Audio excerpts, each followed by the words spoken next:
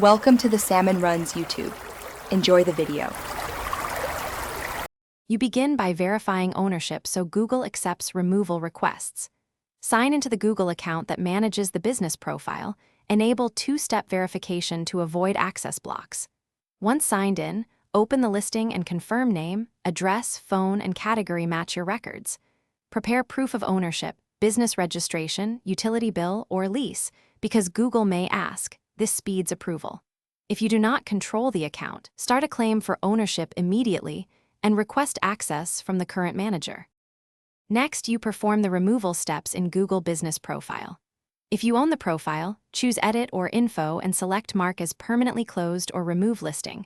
Confirm removal and follow prompts.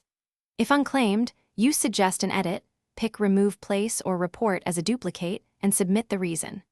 When changes are rejected or complex, like legal requests, contact Google Business Profile Support, attach your ownership documents, and ask for escalation.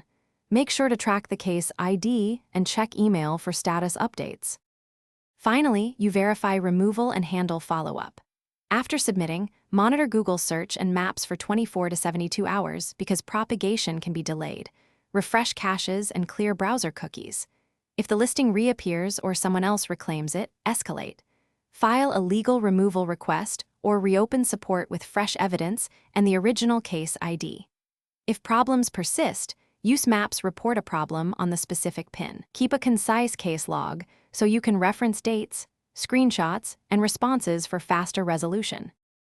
Thanks for watching. Consider subscribing if we helped you.